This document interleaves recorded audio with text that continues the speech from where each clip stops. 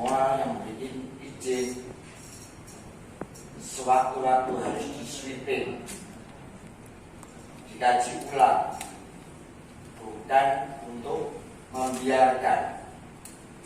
Suatu misal untuk yang bagian pasar pernah sidak tol dan tentunya bersama dengan kami tentunya siap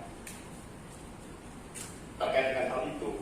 Tadi saya sudah sampaikan di awal, apabila perda sudah diundangkan, semuanya mengikat, semuanya tahu. Kemudian ternyata dia tidak mengajukan, artinya di sana melanggar.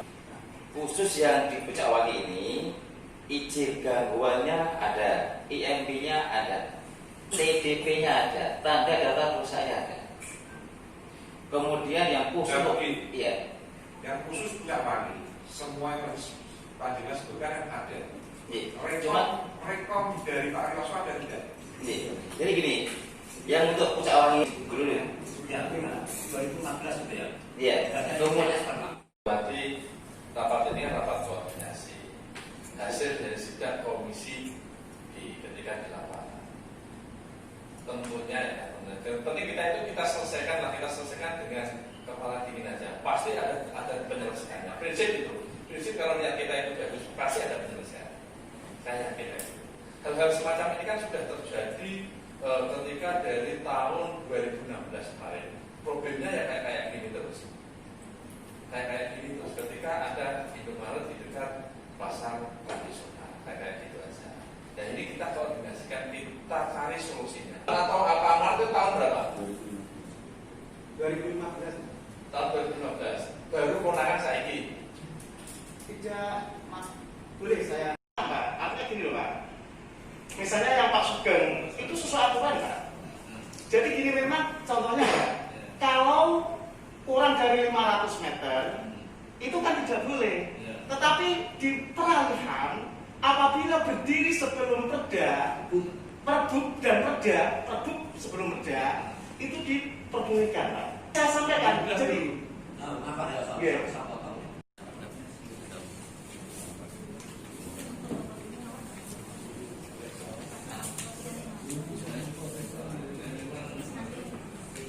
bahwa mengulang lagi sampai saat ini baru 20 yang melaksanakan izin pulang, sampai yang lagi tolak. Pada hari ini kami rapat di Komisi B dengan dinas terkait.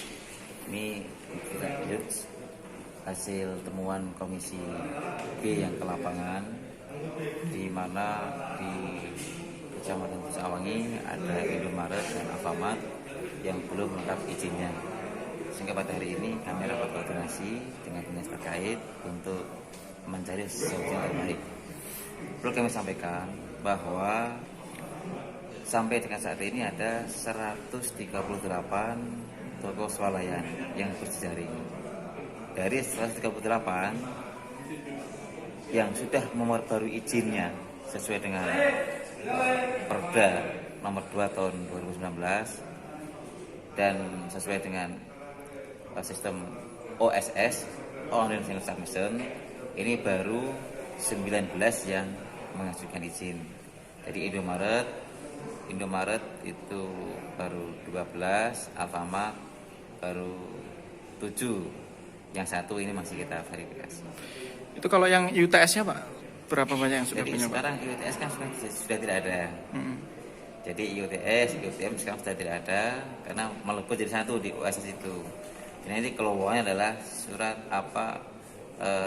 izin perdagangan, usaha perdagangan, SIUP keluarnya begitu. Jadi tidak ada UTM sudah tidak ada. Ini keluarnya adalah izin usaha perdagangan. Tadi kan ada diungkapkan Pak, kalau yang sebelum Perda terbit itu sudah punya UTS itu tidak terikat batasan waktu 6 bulan katanya Pak ya? Ya jadi gini, harapan kami adalah karena ini adalah semua sama, karena harus menyesuaikan dengan sistem OSS ini semuanya. Jadi kami mohon dapat segera melakukan proses pendaftaran ulang melalui online single submission. Sekarang tanda daftar perusahaan tidak ada, adanya adalah NIB dan nanti akan kita proses dan akan keluar surat izin usaha perdagangan. Selama ini sosialisasinya ke pemilik toko gimana Pak untuk pendaftaran ulang ini? Jadi kita sudah membuat surat ke bawah. Jadi sejak adanya OSS sudah kita buatkan surat ke bawah tanggal akhir Desember tahun 2018. Kemudian yang kedua kita dengan pihak manajemen Alfamart dan Indomaret juga karena berjejaring sehingga dengan adanya kita pendekatan ke pihak manajemen Indomaret atau Alfamart ini nanti kan bisa diinformasikan ke bawah. Artinya ketentuan itu sudah sampai ke semua pemilik toko sebetulnya Pak? Seharusnya begitu, karena kita ambil ke pusatnya, ke manajemennya. Jadi kita lebih praktis. Namun demikian kita juga sudah membuat surat kepada yang bawah. Kalau tadi disebutkan yang di Gabus itu katanya izinnya tidak di ACC itu gimana Pak? Ya itu kan karena berdasarkan pendataan itu kita kasih ulang loh. Itu izin baru atau pembaruan Pak? Udah lama. Udah lama. Cuman kan notifikasinya belum masih kami kaji ya. Rapat hari ini rapat koordinasi ya antara DPM PTSP, kemudian Disperindak, kemudian Satpol PP dan owner pemilik Alfamart dan Indomaret. Nah, munculnya dari rapat ini kan hasil temuan sidak Komisi B yang saya disposisi untuk sidak di pasar di swalayan modern atau toko modern yang ada di dekatnya atau di tengah-tengahnya pasar Pucak Wangi. Nah, kemudian pemiliknya kan kita panggil, kemudian di PMPST kita panggil, di Sepeda kita panggil. Ternyata pasar itu sudah berdiri sebelum perda itu muncul, Pergub itu muncul. Akan tetapi dalam perda itu aturan peralihannya seperti dijelaskan tadi, setelah 6 bulan harus melakukan izin ulang lagi. Nah, kemudian pihak-pihak terkait dalam hal ini Disperindak dan DPMST tentunya ketika mengeluarkan izin kan sesuai dengan isi perda. Kalau tidak sesuai dengan isi perda, ya diberhentikan dulu. Cuman yang menjadi permasalahan mereka itu kan sudah terlanjur usaha. Nah, ketika nanti Disperindak tidak mengeluarkan rekomendasi, tentunya ini nanti kita bicarakan dengan Pak Bupati, karena yang jualan itu masyarakat, juga istilahnya dia punya anak, punya istri, punya tanggungan. Jadi kita cari jalan keluarnya. Tapi jangan sampai melanggar perda.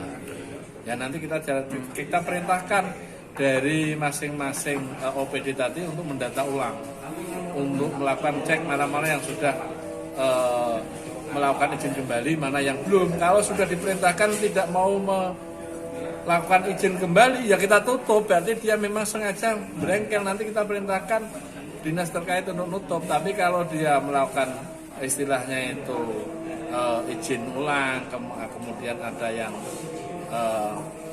sesuai dengan perda, ada yang tidak, nanti kita cari solusinya.